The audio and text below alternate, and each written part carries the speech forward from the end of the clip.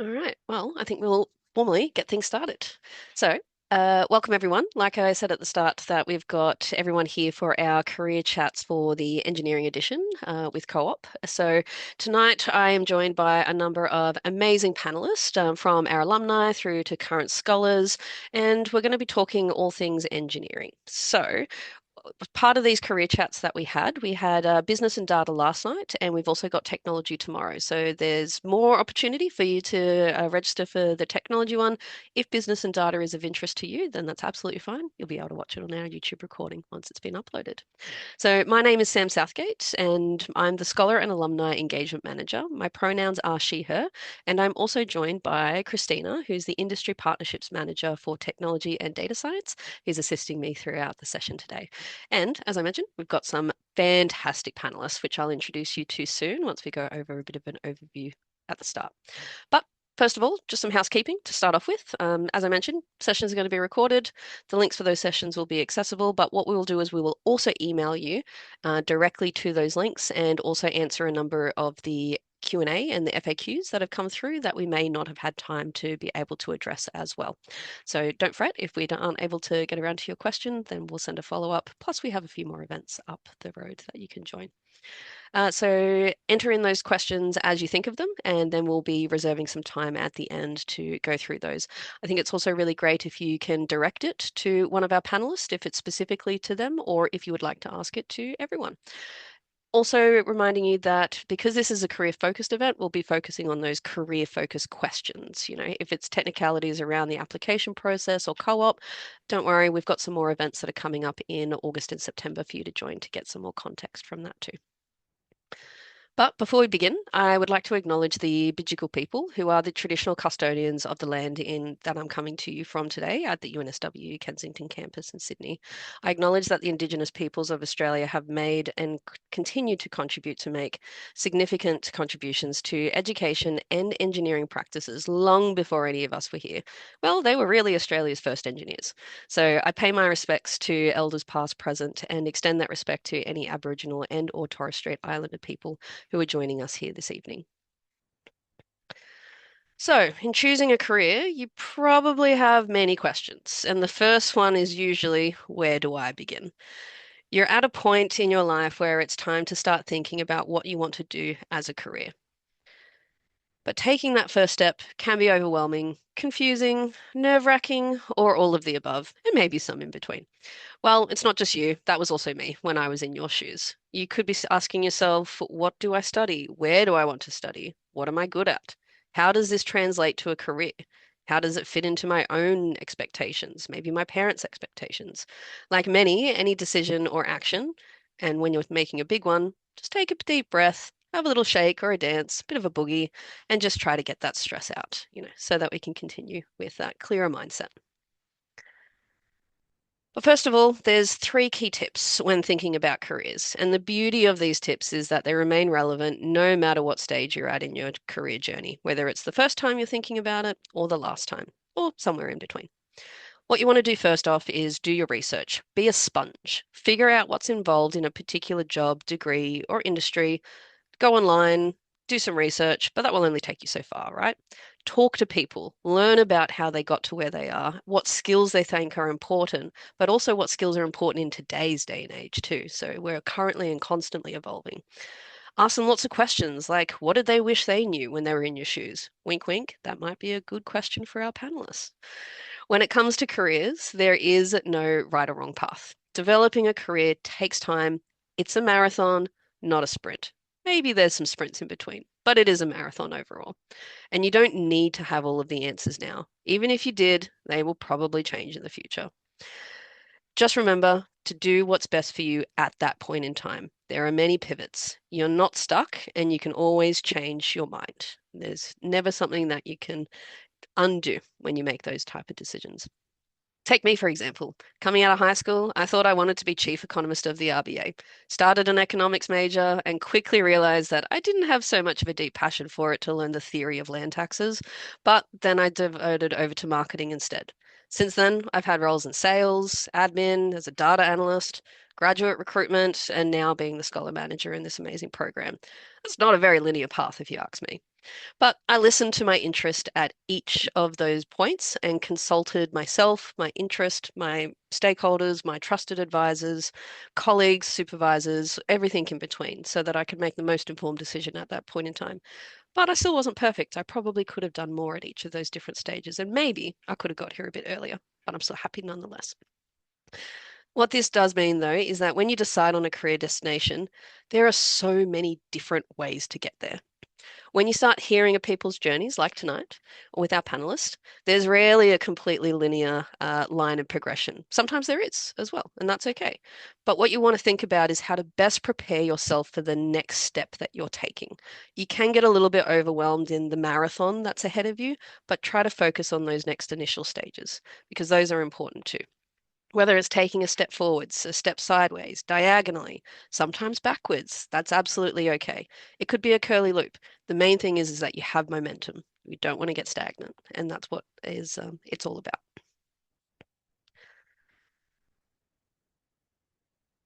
Cool. So we have a couple of questions here to prompt some thoughts that will help you. So remember that this is personal and it's going to look different for each individual person itself. So having a think about your talents and your skills. What do you do well? What are some of the things that you're naturally good at? What are the things that you've worked hard to be good at? There are so many talents that you have, but you might also not know that they're a talent. You just might think that everyone has that stock standard performance, but by consulting and chatting to others, they can also highlight some of the strengths and skills that you have. When it comes to values, you've got to think about the type of values that you have and do they align with the values of the work that you'll be doing or the company that you'll be working for as well. It's always good to do a bit of a stock take because these things can change. You change as a person, companies change as a person, not as a person, but companies change and evolve throughout their time. So it's always good to do that stock take. I often come back to this quote often because it's such great advice from one of our alumni, Deanne Stewart, who's currently the CEO of Aware Super and a Marketing 89 alumnus, where she said, choose the company, not the role. When we come over to interests, asking yourself, what do you enjoy? What are you passionate about? Not what your parents, your siblings, friends, or anyone else is passionate about. What is your passion? What's intrinsic to you? You're in the driver's seat, so try and find out what that interest is. And if you're not sure, ask yourself, what are the things that you're drawn to? What are the things that you make time for when you're busy? What are the things that are high on your priority list? What are the things that grant you a smile as soon as you start talking about it or get engaged with it? Those are those indications of where that purpose and happiness and passion comes from. And if you're not sure, go and experiment. Seize the opportunities that are around you. Crossing something off the list is just as valuable as ticking something on the list as well. So, and if you don't try, then you're never going to know. And so that's something that you definitely want to be taking advantage of those opportunities. So thinking about what influences can you draw upon? Who can you talk to get more information? Is there someone in your community where you play sport, volunteer, where you work, within your family unit? It could be going to your careers advisor to see if there's maybe an engaged alumni from your school to speak to get some insights.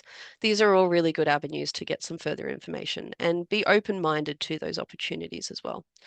All of you who are either watching this live or on the recording, you're exploring what opportunities are out there. So you're already making a great first step. So well done. Gold star to you. So once you've reflected on your talents, values, interests, and opportunities, the next step is to start testing things out. You want to talk to people, ask those questions, be curious about the different pathways, but you don't need to know exactly where you're heading. The goal is to gather information and learn from others' experiences. Getting involved is also really important. Join a team, volunteer, build something, take on casual work, or try something outside of your comfort zone. Challenge yourself because that's where you're going to grow the most and you're going to discover the most about yourself. These experiences can help build differences and build skills and confidence, and the stories that you can draw upon later, and maybe in your co-op application as well. Employers and programs like the co-op program value those well-rounded people, right? It's not just about strong academics and that strong academic ethic. It is about being able to balance your exposure to those extracurriculars and the development from those soft skills as well as those tangible technical skills as well. And it's about that balance, as I said. So you want to be proactive, seek out opportunities, try new things, and remember that you're in the driver's seat. It's your opportunity and you're able to control it. But most importantly, don't panic. You have lots of time and you don't need to have all of the answers now. You might lose them and then you gain them back again. You're starting this journey early and you may gain some advantages as a result of that. So you're already putting your best foot forward, like I said. Those new opportunities might come up. You might change your mind or that direction, and that's okay. It's normal. Take it from someone who's changed companies and industries and roles several times. I never envisioned that for my career path. And yeah, it's not just one ultimate career decision. You're not pigeonholing yourself into a particular area. Now you're at the next step of determining whether you want to study engineering, but why at UNSW? That might be a bit of a question that you've got. We have some pretty amazing achievements and some tangible outcomes for our graduates, and this is not just within the engineering field itself, but across the university as a whole. So we're number one university in Australia from the most recent QS World University rankings. So we're taking out that top spot, but that also means that we're also ranked top 20 in the world. So globally, we are quite highly ranked, which is a fantastic achievement. But however, for the engineering and technology rankings by subject, UNSW came in at number one for engineering and technology since 2018. So it's not just a once-off thing, it's pretty consistent that we have those achievements. And overall, most employable students at the AFR Top 100, and that's 6 years in a row too. So you can really tell the emphasis on the knowledge base that you're able to capitalize on by studying engineering at UNSW, but also those employment outcomes, which also ties in well with the co-op program too. Engineering, it's quite broad. We've got a number of different program streams up here, and I don't expect you to read through all of those. So you can always come back to them on the YouTube recording, click pause, or have a browse through our program pages on our website too. But if you're interested in how products, materials, or processes are made, you might be interested in chemical engineering, chemical product engineering, or material science, which can lead into industries like manufacturing, pharmaceuticals, food, energy, consumer products, advanced materials. You could enjoy systems, machines, technology, and problem solving, which includes mechanical, mechatronics, and electrical engineering, and telecommunications engineering too. It can open up doors in robotics, automation, transport, infrastructure, product design, you name it. If you're passionate about sustainability or the future of energy, we've got photovoltaics, solar energy, renewable energy, and mining engineering can connect to clean energy with critical minerals, grid technology, resource management, and the transition to a more sustainable future as well, is one way to look at it. So the key message is engineering doesn't just lead to one job. It's quite diverse, and it's not just one stream leads to one career type. It gives you the toolkit that can be applied across many different industries, and you can shape your pathway as your interest develop and evolve. But enough about listening to me. I think I've had my fill of my own voice. So it's time to hear from our amazing panelist. So without further ado, I am going to be handing off to Ollie Lee. Thank you so much, Sam. My name is Ollie, and currently I work at Telstra. And as a bit of a title translation, what I actually do is I'm a team manager and also a senior engineer delivering solution architecture for our mobile networks. I study telecommunication engineering, which as a specialization of the electrical engineering degree at UNSW more than a decade ago. I'm sure you can do the math.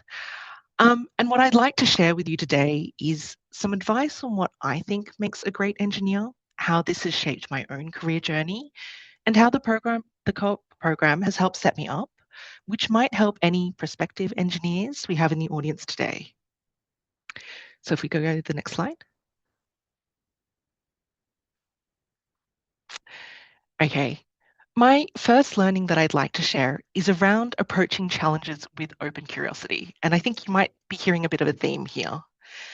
The essence of engineering is about finding the best solution to address a problem, given the constraints that exist. But curiosity is a superpower that will help you learn and grow. In my role, I work as a solution architect, which means I design metaphorical blueprints for systems before they start to build. I work with many teams to bring different pieces of technology and engineering together in order to create a product or an experience for our customers. This requires constantly asking questions like, how do the standards define the capability? How does the technology behave? But it also requires questions like, why does this problem exist in the first place? And why did we make these choices last time?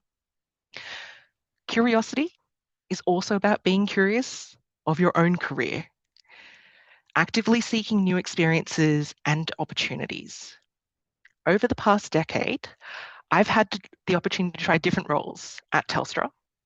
I started as a graduate and I got to try out product testing, handset ranging, Cisco and Juniper router configuration, and being a deployment lead. Now I lead a team of 13 junior and senior solution architects, supporting their development. And I've had the chance to work across multiple generations of mobile network technology, diving into voice, data, messaging, and now satellite connectivity. Continuous learning and being curious is what keeps the work interesting and fulfilling. And it is an advantage in this technology environment that we exist in where things are continuing to advance. Continuous learning is kind of part of the status quo these days. And if you lean in with open curiosity, you will go far. The second idea is around care and how we show up as engineers and as people. Engineering isn't just about technology, it's about solving problems that matter to people. This is what helped me decide in high school that this was the path that I wanted to pursue. I knew that I enjoyed science, maths, and programming classes. And while these subjects naturally lead to engineering, as you may have heard from your own peers, parents, and teachers, it's also about wanting to make a positive impact on everyday Australians and people in the community. In my current role, I've worked on enabling Australians to make voice calls overseas using voice over LTE or 4G. And this enables interesting capabilities like the ability to make a call that continues from Wi-Fi onto a carrier network without dropping a call. I've also worked on bringing satellite connectivity to mobile phones, meaning that there are more places than in Australia than ever where your mobile phone will be able to have at least basic connection to do messaging. These are complex technical challenges, but the goal is always real-world impact and helping people stay connected wherever they are. To deliver these capabilities, I work with many different engineers, and I believe that collaboration is one of the key ways we show we care. Engineering is about finding the best solution within constraints, as I've mentioned, and some of those constraints are time and people. Considering the impact on others, supporting each other, and working well together is just as important as the technical solution itself. Finally, a bit about why the co-op program was a great choice for me and why it might be one for you too. One of the hardest things about choosing a role is knowing if it's going to be a good fit, as Sam has mentioned. And I'm a big fan of getting a try before you buy experience. The co-op program placements are across industries and often involve many different types of engineering roles. When I was completing my co-op program, I got to experience being an avionics engineer at Qantas and a control engineer at TUI's. Each of these opportunities taught me about what made me excited and what I wanted to do more of. For example, I learnt that I really enjoy explaining and training others on how technologies work. And keeping on theme, I enjoy being asked questions. Additionally, the co-op program gives you access to a network of peers, mentors, and industry professionals. I still remember meeting up with the other co-op scholars before my first day of university and my electrical engineering degree, which gave me an instant set of new people that I could hang out with at class. So that made a real difference. It also gives you the chance to be exposed to not just industries that you expect need engineers, but also some that you might not have considered. And this enables you to create connections with professionals that you might not have had the chance to meet through standard industry forums. There are many other benefits included in the co-op program that I haven't mentioned, including financial. But to summarize this entire talk, for me, a career in engineering is really about staying curious, caring about people and problems, and taking opportunities like those offered through the co-op program to explore and learn more about yourself. And with that, thank you for your attention. I'll hand back to Sam. Thank you so much, Ollie. It's such a perfect summarization of what an engineer can do and the inspirations to come from it. So thank you so much for that. And next up, we're going to hear from our amazing alumni, Denise. Over to you. Cool, thanks, Sam. Hey guys, yep, so my name's Denise. I'm a chemical engineering scholar. I started in 2017 and ended in 2021, I think. I think my job today is to explain why engineering is so cool and, of course, convince you guys why chemical engineering is the best of them all. So why engineering? I hopefully you guys can relate a little to this, but in high school I was not very artsy. Felt like I never had an affinity for humanities, but I did enjoy solving problems. I liked understanding how the world worked, and then I also liked maths and science a lot. And I feel like a lot of this was because things were either correct or incorrect. There was no like interpretation of things. It was just like you're either right or you're either wrong. And I really liked that straightforward view. And honestly, I just never wanted to write an essay again. So that was like, this is why I want to do engineering. And then in terms of like, there's just so many different streams of engineering, and that was very difficult to choose. So I picked one that I thought was very broad, and so that's the chemical process engineering. And to me, chemical process engineering is better described as, chemical engineering is better described as process engineering. You're like learning how to deal with things that come in and then what comes out, and then applying processes to try and control a fluid or a chemical. But conceptually, like a fluid doesn't have to be like a liquid. It's just anything that flows. So sometimes you can talk about cash flow or data flow, and that's why process engineering is just so broad. And I have a lot of friends who work in like banking or IT, data science, coding. That's you can just apply this like process view in many different sectors. And my other biggest decider for why I chose chemical engineering was that I really wanted to like help save the environment, and I was really passionate about climate change. And to me, the greatest effect I can have is if I optimize these huge industrial processes that are super polluting. And yeah, I think that was the biggest decider of all as to why I chose chemical engineering. So obviously I studied under the co-op scholarship, which I'm super grateful for. I got to do 4 different industry placements, which opened heaps and heaps of doors. And so you can see here, I worked at Arnott's in the R&D team. I worked at Veolia in operations and maintenance, and then Suez in design and build. So that was drinking water, and Origin Energy was obviously power, and I was in the asset management team. And so, yeah, not only was I in different industries, but I also got involved in like different stages of a project lifecycle, like R&D, operations, design. And so really, it was just so valuable because you got a taste of what I did and what I didn't like. Like, for example, at Arnott's, I learned that there is just so much science that goes into food. Like they are able to like temper chocolate so it doesn't melt in your hand, which is 34 degrees, but then it will melt in your mouth, which is 37 degrees. And you just never think about all the engineering that goes into food. Um, which was really cool, but like I in the end decided that I didn't feel like food manufacturing was very meaningful to myself. And I learned that when I went to Origin Energy, which was like doing power and electricity supply, and that was just far more meaningful to me. In saying that, I have like friends who ended up working at Arnott's, and it's pretty exciting to have your own product on the shelf. So it's very personal. But for Origin really helped me decide where I wanted to go. Like prior to going to Origin Energy, I was like, why do we never just turn off our coal power stations? They're so bad for the environment. But when I was there for 6 months, I realized that it was such a complex problem. It takes years to decommission a plant, and we have to fix out how we have to smooth our energy demand to enable this to happen. So yeah, it just really started me on this journey. And the placements were really invaluable in exposing you to many different sorts of like engineering and helping you decide what you wanted to do. And that meant that when I graduated, I knew exactly what I was going for, and I could just apply straight into those roles. And that's valuable because you're not like applying for a role, spending a year somewhere, and then like moving along. And the other thing with the placements that's really valuable is that often it's very hard to find a job when you have no work experience, but it's also very hard to find work experience when you don't have work experience. And so that co-op just helps you break this very, very vicious cycle that I'd say a lot of my friends were experiencing. Anyway, so I graduated from uni, and then I went straight to Deloitte, and I joined the Energy and Climate Advisory team, which was crazy because you're straight out of uni and then you're talking to the VP of BHP. Like you get crazy exposure in this sort of environment. And I worked with very big clients like Qantas, like the Department of Defense, BlueScope Steel, Ampol.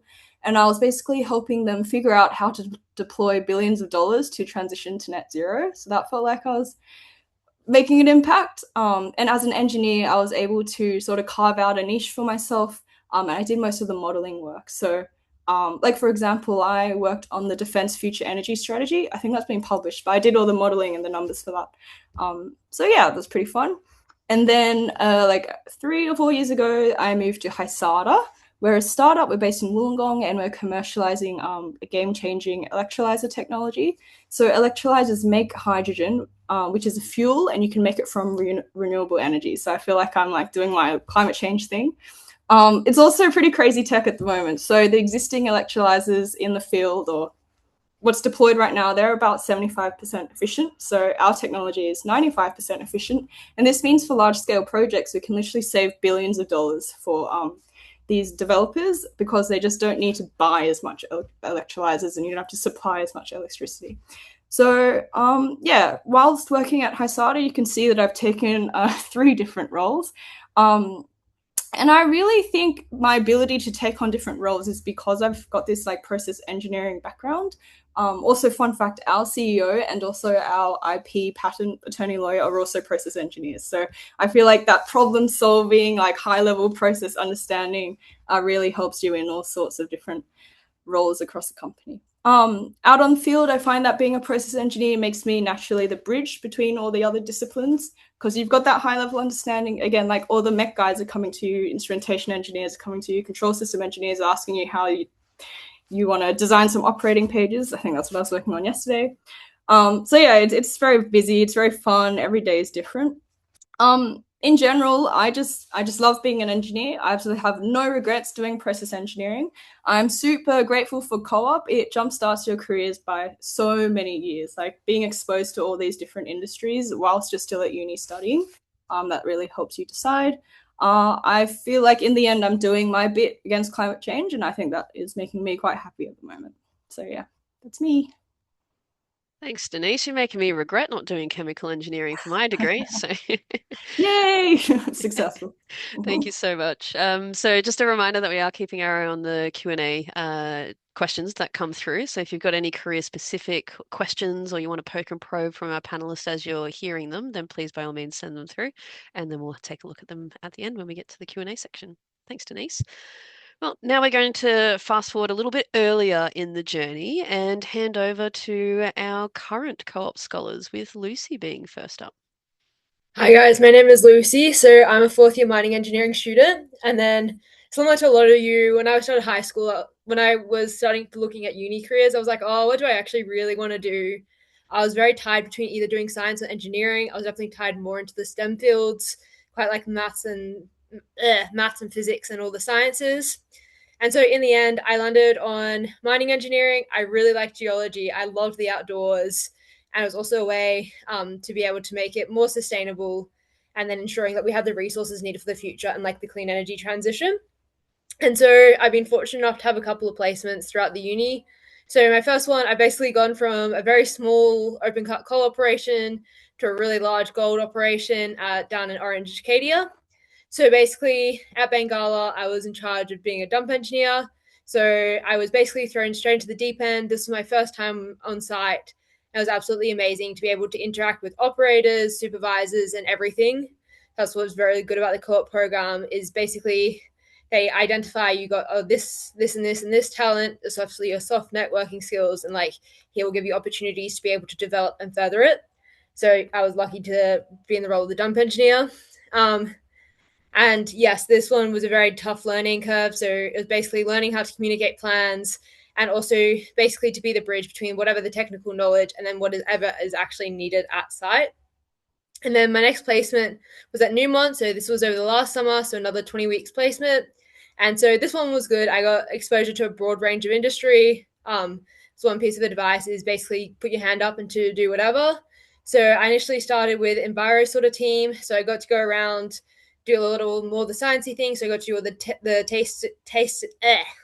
testing of the water, testing of the water and the air quality around it. So I got to gain exposure to the environmental practices and the legal sort of side of how it works within the whole system. And then next, I was a surface engineer, So this involved a lot of the stockpile management and how the interface between planning, equipment, and production come together in the day to day. And then for my final little bit of the placement, I got to do ventilation engineering. So I basically got to go down, also do some more measurements, and then also do some designs. So basically, when a blast happens underground, we were seeing how to optimize the time underground. So how long it actually took to clear the blast fumes, and whether there was any controls we could put in place to make it quicker. And then after that placement, currently on honors year at uni. So I'm currently doing a thesis into how can we extract rare earth elements out of coal waste, which is a very interesting thesis, and seeing if there's an economic backing behind it. So I guess it's the interface between how can we make things more sustainable in the future, but also it being a profit and companies wanting to take initiative and investment within the things. And then next year, I get fortunate enough to go out to Tanami. So that's the Northern Territory site. So we fly in, fly out of Brisbane. So I'll be doing my underground time to become a mine, if in case I wanted to become a mine manager. So I'll be driving trucks. So basically get experience to both the technical and then also the more side, which is one thing I love about mining engineering. And then so also chose the company specifically for the underground experience, which is always really good. It's just an amazing feeling being 1,400 meters below the Earth's surface. I guess seeing how all the engineering controls, all the geotechnical designs, and how the operation manages on a large scale. And then, yeah, I chose it due to underground exposure. But yeah, one tip of advice is always put your hand up for any opportunity. You never know, even within a work environment, scholarship environment, or whatever. You never know, especially coming from designing dumps to ventilation to environmental, a broad and varied field. Awesome. Thanks for that, Lucy. I might have a follow-up for you because I know specifically with mining engineers, pretty much all the time they do get relocated over to the site that you're doing your placement to. So how was that experience relocating and sort of moving for your placement and being so involved in that? Very fortunate. So both the companies, Bengala and Newmont, they provide relocation assistance. So they normally will set you up with a place, and they'll also try to connect you to people around in the community as well.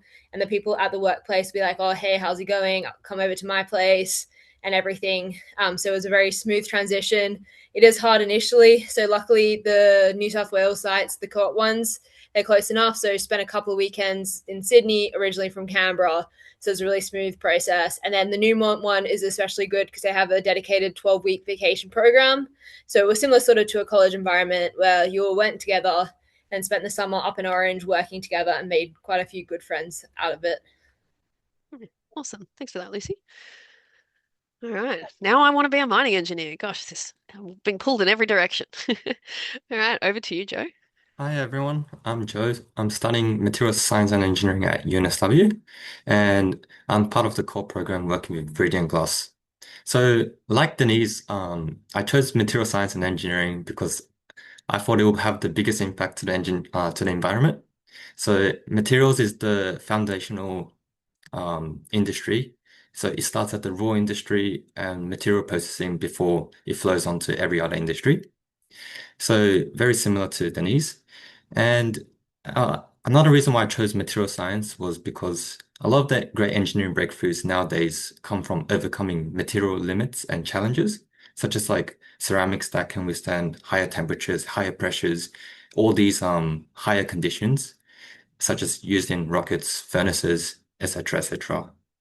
And unlike some other scholars who rotate across multiple sponsors, all three of my placements have been with a single industry partner, Viridian Glass. And this has given me something quite unique. Instead of breadth across companies, I got a deeper depth across entire industrial chain, from production to maintenance to now data-driven engineering. And to give a bit of context, my journey also didn't start really in a stable environment. So early on, the manager I was meant to work with left the business. At the same time, the broader local glass manufacturing went through some pretty major structural change and demergers. So the initial plan I expected quickly disappeared. But what that has forced me to do was adapt quickly and step into whatever was needed. And so there was a huge change in mindset. So in IT1, I was placed in production management and operations.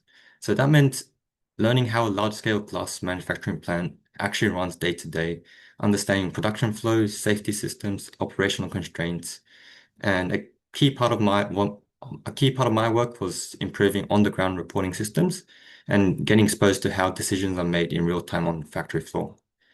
So that was my first real taste of industrial engineering.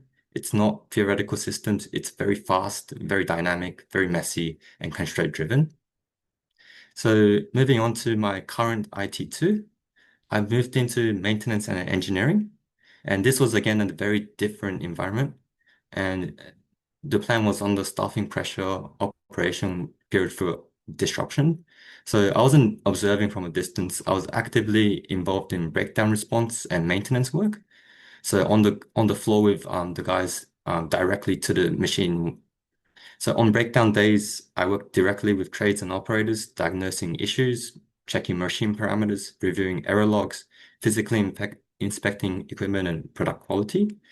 Often it meant staying on the problem until production restarted. Just to give you an extra context, today there was a production breakdown at one of our other sites in Melbourne, Geelong, and because of that, and I'm at Viridian Glass Ingleburn, so in Sydney.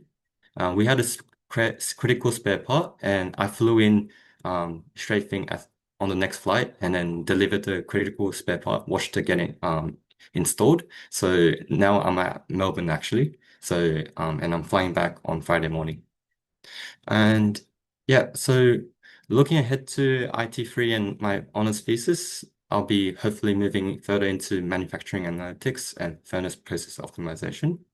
So the goal is to improve quality outcomes and efficiency at scale. So that's what I'm passionate about, improving processes at scale. So just to summarize it, at university and high schools, problems are pretty structured. You aim for correctness and completeness. In industry, especially heavy manufacturing, things break all the time. Teams are short-staffed and there's constraints. And decisions need to be made quickly with incomplete information. So I had to shift from perfect analysis to useful as action. And one of the most valuable things I was told earlier on was if it's not mission critical, just get involved, learn, and iterate. We can refine it later. So yeah, if I had, that's pretty much my co-op experience so far. It's less about following a predefined path, more about stepping into whatever the problem's in front of me, and whether that's operations, maintenance, data, plans will change, don't freeze, and get close to the work and take ownership of problems as they appear. Thank you. Fantastic. Thank you so much, Joe. I love the summaries and analogies at the end there. Probably going to steal a couple.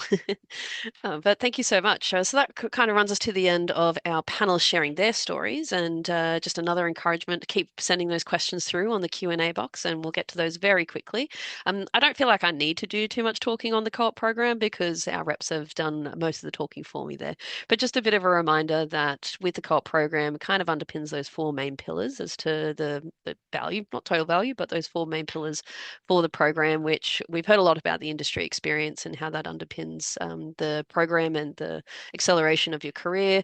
Lots of networking and mentoring and support. So we're 3,500 alumni strong, over that mark actually, and been in operation for almost 40 years, since 1988 in that regard. So we've embedded quite a lot of leadership and professional development and growing those soft skills alongside those technical skills in that side of academia as well. So it's not just that we put you into those work placements and those industry placements, we build up the skills to make sure that you're ready for that and connect you with the right support to help that growth continuing forward, not just within your co-op program, but beyond as well.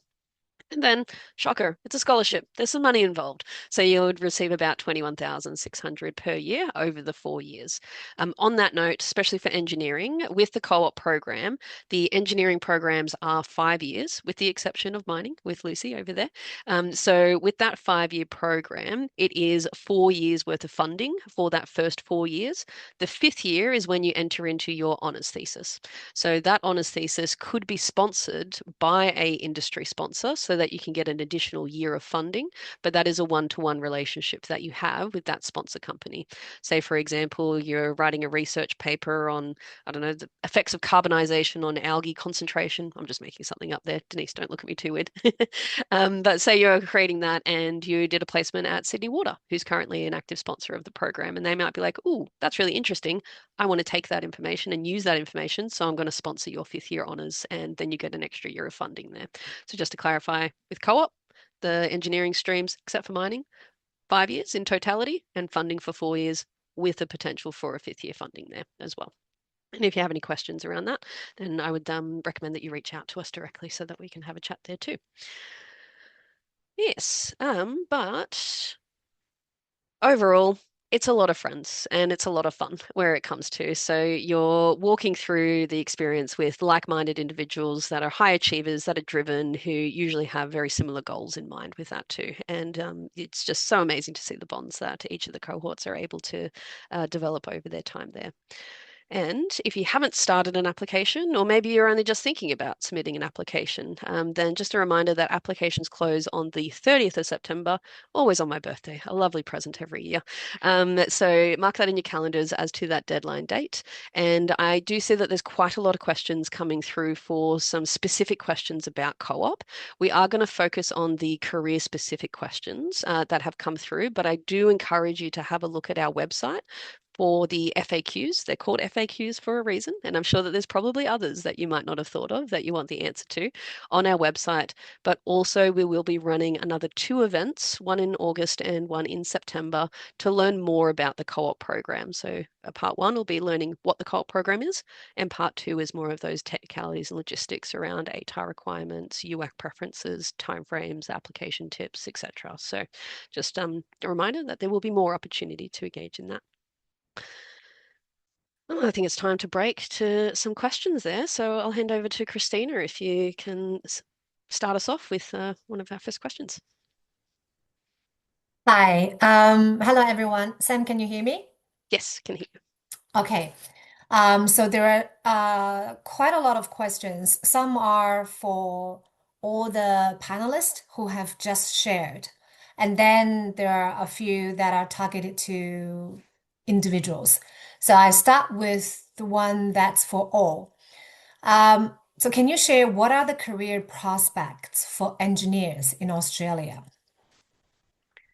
Bit of an open general question, but I'm sure that you've got lots to say. Denise, I can see you first. Yeah, I can start off. Like the way I see it is like you finish your degree and I don't know, I see them as many different streams. So you can go into consulting. So that's like, your big four, whatever, like the Deloittes and stuff. Then there's like consulting engineering. So that's like Arup and Becker and those sorts of. And so you're doing engineering, but you're not on a site. You're like working for other clients. So consulting engineering. And then you could be working at like a production plant. You can be like operating the plant, doing operations and maintenance and asset management. But then you could also be designing the plant. But then when you design a plant, you like pick a pump or you pick a valve. And then those things also need to be designed. So there's like many different levels of engineering that you can do. So yeah, I don't know if that is a good way to start, but my 2 cents. Definitely. Ollie, did you have anything further to add? Perhaps on top of that, it presumes that you do really want to be an engineer. An engineering degree also opens up lots of different opportunities for you. Most roles can actually do with an engineer in the way that we think through problems and the way we present optionality to many business problems. So doing an engineering degree doesn't mean you have to be an engineer. As kind of Denise has mentioned, there's lots of engineering jobs in Australia, but there's lots of jobs that you could end up doing with an engineering degree. So yeah, don't constrain yourself when you're looking at like jobs after university or what you want your career direction to be. Yeah. Also to jump into that, often the job titles are a bit misleading as well. So, for example, with materials engineer, if you search up on LinkedIn or Seek, there's not many materials engineer job roles, but then you can find them under, say, chemical engineer, process engineer, um, data engineer, like similar longs, or metallurgy or like the subsections. So again, within your degree title, there's a lot more specific job fields where you have to dig deeper into what the job role actually is. So that's the job title is not always reflective of the job um, content. Sorry. And yeah, especially for mining engineer, there's quite a lot of people who go down to the finance sort of sector. So a lot of the financing behind a lot of the projects and everything. So it's probably, I would say probably an 80-20, at least 20% just goes straight into the finance world. So yeah, you definitely, I guess you gain the skills of finance, but also gain the engineering as well, applied to many different facets. Great. I'm going to jump in with a question on the list. It's directed towards Lucy, but I'm actually just going to open it up to everyone after Lucy. Maybe you answer it first. But what extracurricular activities did you take part in during your high school days? And any advice, I guess, to network or find people to have conversations in an area that they're interested in? So I did a few co-curriculars I don't really like. So first one was music. Guess that was more of a de-stressor sort of thing. So my teacher was really good. So he was heavily involved in the military defense. So that was having conversations about whether, or do I want to go down the defense sort of pathways. And then the second one was dragon boating. It was always nice to get out in the water, another sort of de-stressor. And then I found this one as well because it was all ages. So you basically gain experience talking to a wide range, a lot of people from different industries as well. I guess it was down in Canberra, so a lot of the government like departments. So talking to them, and then specifically for geology, I think I had a uncle who was a geologist, so I was able to talk to him. And then half of it was just being like, "Oh, I like the outdoors. How can I combine it?" And then just take a stab and wish for the best. Oh, that's great. Thank you. And we also have a bit of a showcase on Lucy's recent dragon boating achievements on our Instagram too, if you want to check it out.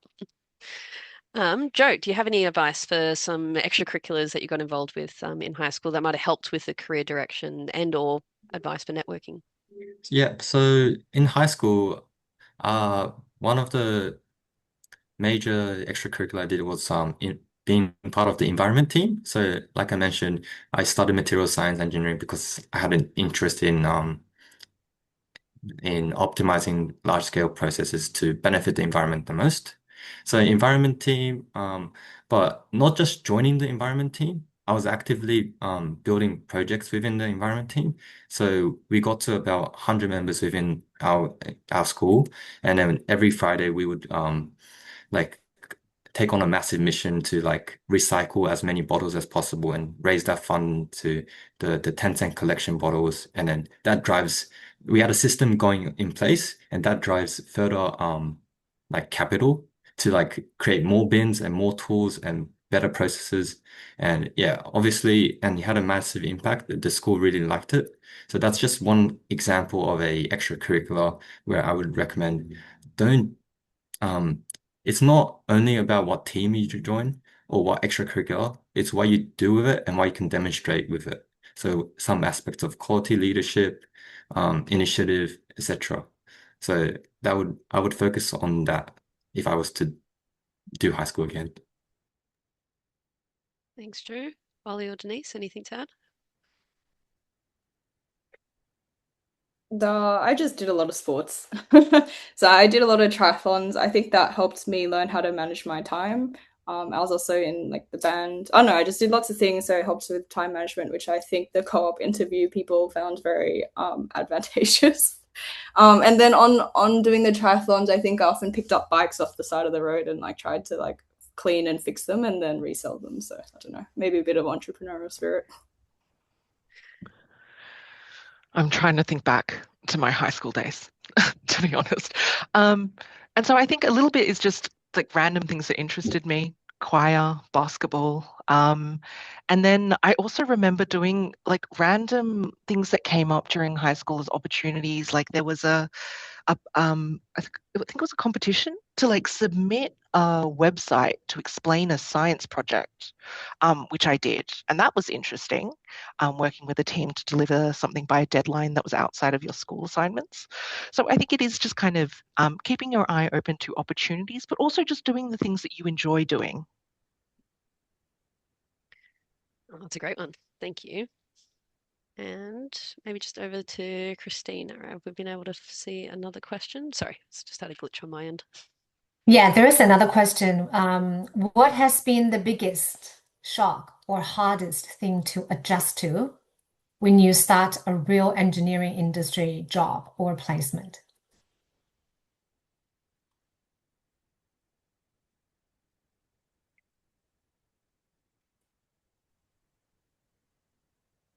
Who wants to share? I can start off. So Okay.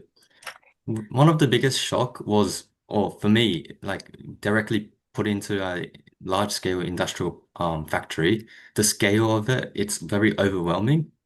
Often with these placements, the first 2 months, 3 months, it's all about getting used to it. So the co-op 6 month placement gives you enough time to adjust and then start working on actual project. So that time period was a buffer period to get used to it, to get adjusted to it. Another thing was um, being put into such an unfamiliar role, and helping out wherever you can. You definitely will become a beginner. So going back from a high school where become an expert in HSC, or you've entered university you've become an expert in courses and subjects, but then you become a beginner again at whatever field, and you have to build and relationships with managers, colleagues, and like other people, and you have to not only that, ask the right questions, but you also don't want to ask stupid questions. So it's a bit of balance, and it's a bit of like knowing things on the spot. Anyone else wants to add to that? Um, that is very, very true. And I really liked what Joe brought up before, which was like, I think when you do your degree, everything is very structured. When you solve a problem, they give you all the assumptions and things to use. But in real world, you just have to be so comfortable with not knowing things and just working with what you have. And problems don't arrive too structured as well. You have to figure out everything you need before you can even start to tackle the problem. Um, so yeah, I think that is it's just hard to accept that, and then it takes a while to be comfortable in making assumptions and that as well. I think there's also a difference because I used to work in commercial and modeling, and I found that when I chose to build a model, I could define how deep I wanted to go into the details. But now that I've switched into like pure engineering, it's like if I don't look into the details, they're gonna come back and bite me because like physics just happens and you can't ignore those sorts of things. So yeah, those have been my big learnings recently. I guess for me, the biggest shock was how many different parts there was. I guess going in, I'm like, okay, there'll just be the operators and then basically the engineers, and the man will run itself. Then you get to site, and then you realize there's the geologists, there's the surveyors, that's just in the tech services. And then you got all the commercial side, the business, the HR, and then you got all the sustainability people. So it was just the scale of site. I just remember going in and just realizing there was three, like, or four offices just full of people, and just the scale of the operation. And then you're just like a tiny little subsector within it. I think to echo everyone else who has spoken, you realize very quickly that your engineering degree is there to teach you how to learn, and that your job is going to teach you what you actually have to do in the role.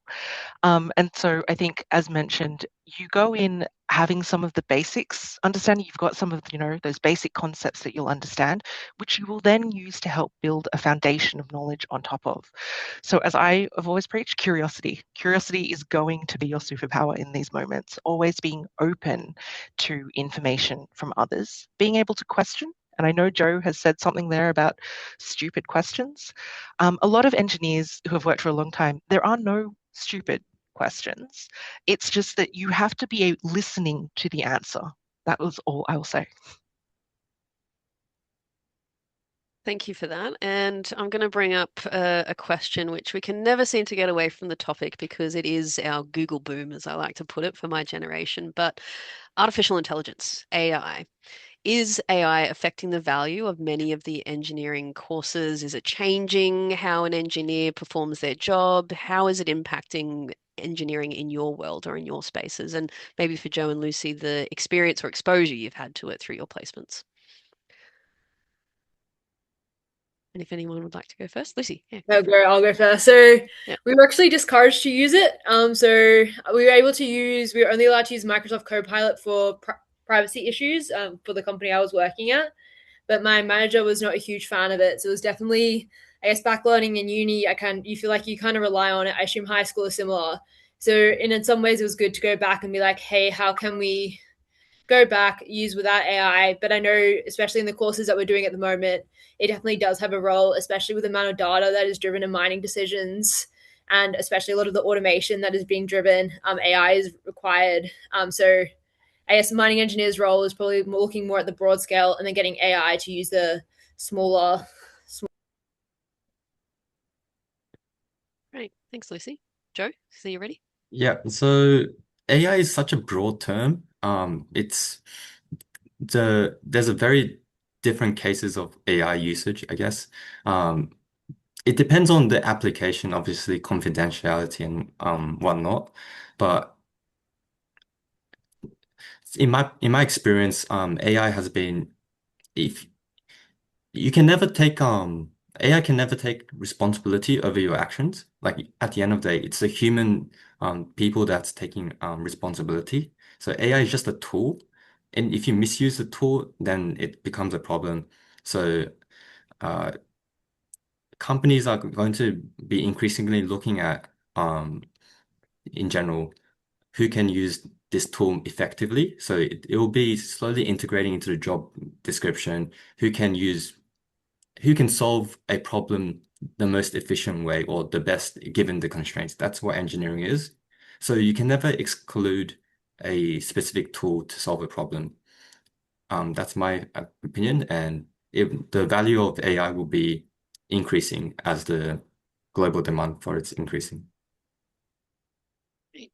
Thanks, Joe. Ollie or Denise?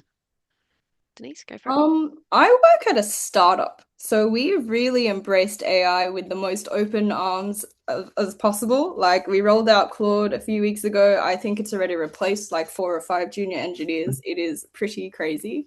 At this, like it's very good at like doing quick analysis, building spreadsheets. So that really you can just take on so much more. But obviously, you're still responsible, so you're always there, like guiding it and telling it things to investigate, but it's just very good at doing a quick prototype investigation for you, which is very valuable. But we always joke about like, oh, like it'll never replace me commissioning a plan or like building something or rapid prototyping, and yeah, so there's both sides to it. And I can imagine it's quite a different experience within the startup world where it's already quick paced and just helps you put on those quick shoes as well. Yeah, for sure. Ollie. The other thing Oh, though, sorry. like the humans will always be required for design though. Like we're very good at being like, oh, like we've seen the plant on site. We're like, what if we take this stream and move it over there? And like we can come up with those elegant, complex things that it won't see. So yeah, I don't know. It's a good tool. Yeah, and maybe to offer a perspective, so Telstra is a regionally large company in Australia, and as well has started to roll out AI tooling to its employees. What I would echo the same thing Joe, Denise have been saying is that it is a tool. It is about, as an engineer, knowing when to use a tool and when not to. At this point in time, it has not replaced expertise. So having the expertise, the experience to be able to judge whether or not the AI's response is actually useful to the context which you have given it is still a key part of that engineering process. And at least in Telstra, we're still very keen on maintaining a pipeline of engineering talent that comes into the company. So while we are looking towards AI to do some of the things that most people don't want to be doing. So those productivity hacks that you can get about optimizing your day-to-day work in terms of being able to make decisions that matter. And these items which an engineer naturally will be doing, we still need the humans to be able to do them. So in the future, what I see is that there will be AI embedded into automation, etc. But for the critical systems which are people impacting, I still foresee that we still need engineers in the loop because we would never want to delegate our responsibility. Thanks, Ollie. I have to leave soon now, so if that's okay, I'm happy to um if you can reach out to me on LinkedIn or whatever, if you have any other further questions, please feel free to do so, and I'll try my best to follow up. But yeah, thanks everyone. Thanks so much, Joe. And I do believe that we might have some more time for our panelists, but I do completely understand if you do have to drop because we have just hit 7 o'clock. And also to the attendees on the call, if you do miss any other questions that come up, then you can watch the recording once we do upload it. But I'm going to maybe defer to a question that we have here, which was listening to my prompt at the start of the call, which is if you could go back to your year 12 self, what specific actions would you take differently, such as starting a side project, building certain skills, or reaching out to particular people? I'll give you a moment to ponder because that might be a little bit of a throwback for some.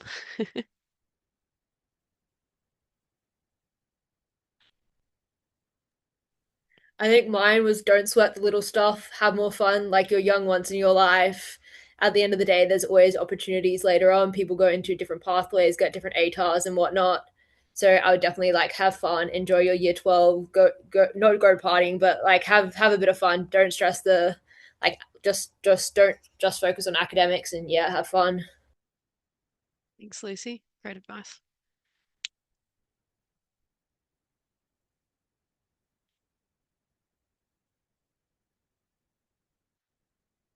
Some deep thoughts. I don't know if I can top the advice from Lucy, to be honest. Yeah. I mean, year 12 was so long ago. I think that in the wash, it kind of doesn't matter.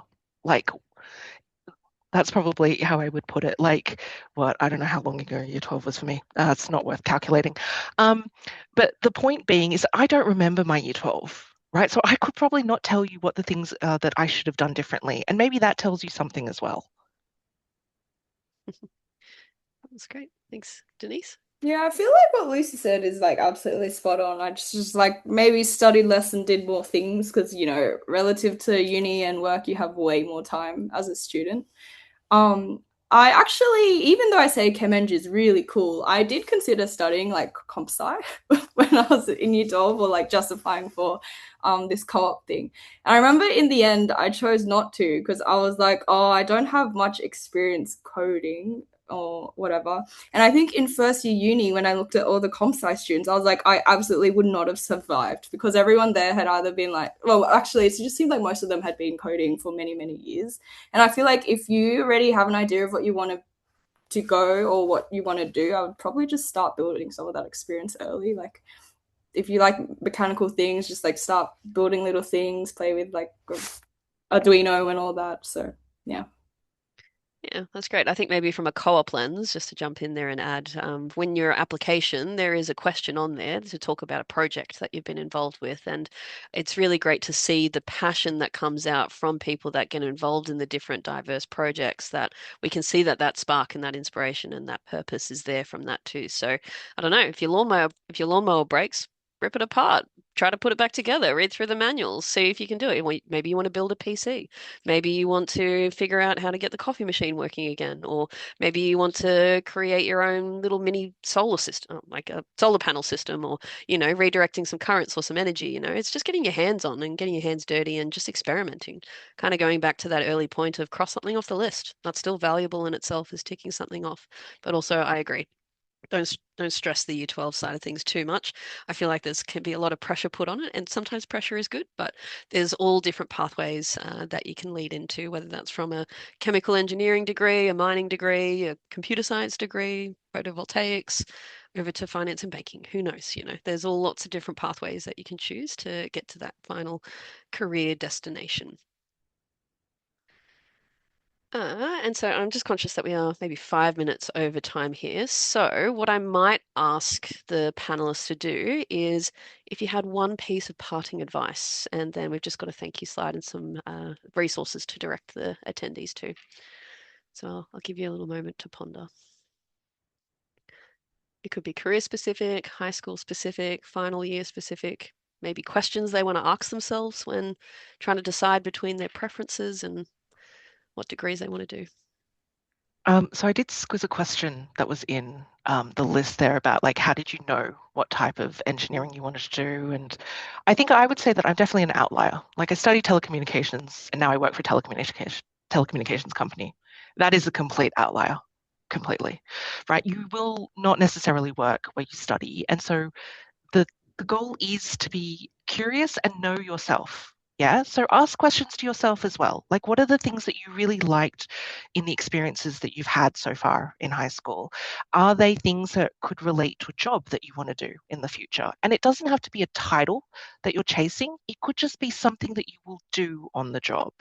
And then that can form part of how you make decisions moving forward. So, as I said, stay curious, ask the questions, ask them of yourself, ask them of other people, ask more than how does something work, ask why these things are the way that they are. It's great advice. Thank you.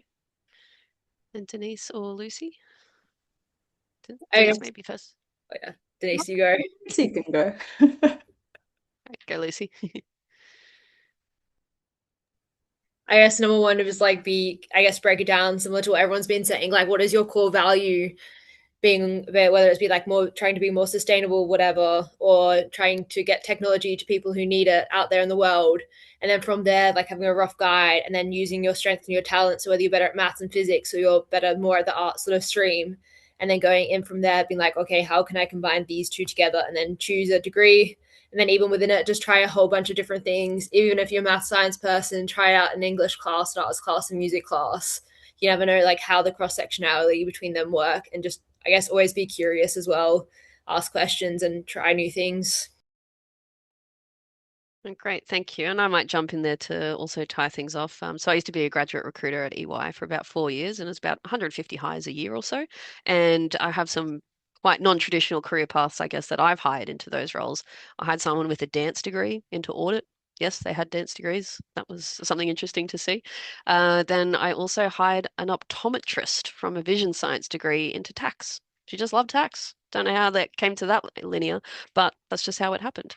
I've also hired someone with an accounting background into cybersecurity, So I think a really big common theme that I'm hearing here is that the engineering streams and degrees as such, they teach you how to learn, they teach you how to solve those problems, they teach you how to approach it in that mindset. And you can adapt and take that anywhere, whether it's finance and banking, whether it's being chemical process engineer, whether it's being a mining engineer, or whether it's being a marketer. Who knows? Who knows where that career is going to take you? So a big thank you to our panelists for sharing their insights and their stories. I just want to check, Denise, did you have something extra you Yes, I wanted to say? really want to add to that one because it's very interesting. Yep. So I think we were saying that engineers can go into many roles, and I think that is so valuable, and also why I would really pick an engineering degree. I think the other thing to remember, and this often comes up quite a lot in my company, is that you cannot do engineering without an engineering degree.